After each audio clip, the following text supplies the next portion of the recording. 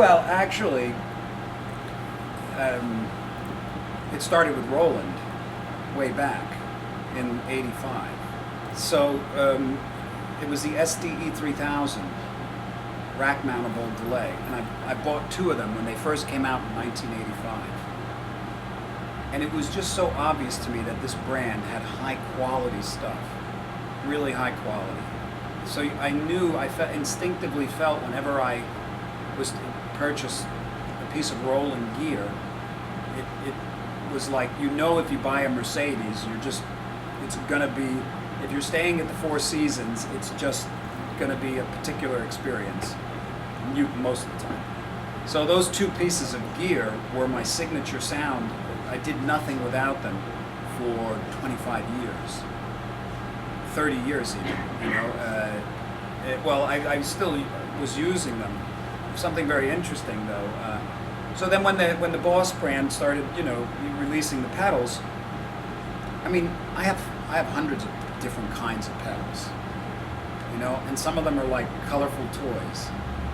And you play with them for a little while, and then they're all exciting, and then it's like, okay. But the thing I like about the Boss stuff is that it has the sort of the quality to me that the Roland feeling I got. Yeah.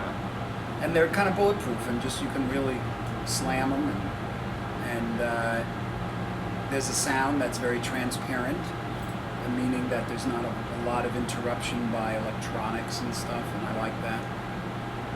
So they're pretty dependable, and they're consistent. You know, that's the thing I like.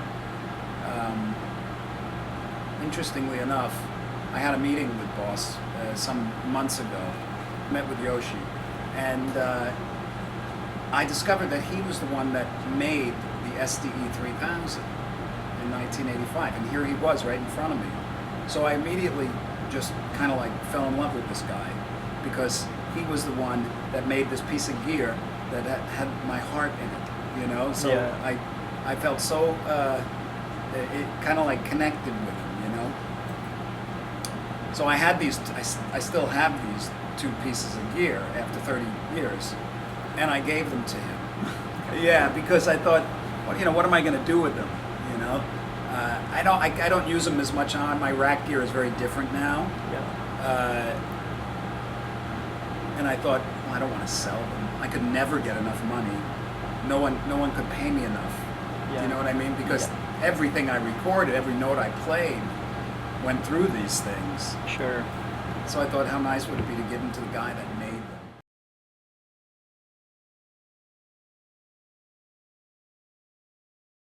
Yes. Yeah. I use a lot of different things, but there's certain pieces that I go for. And as you can see, what I got down there now is I usually don't go anyplace without the DD3s or the DD7s, or the DS1 was a staple for me for many years.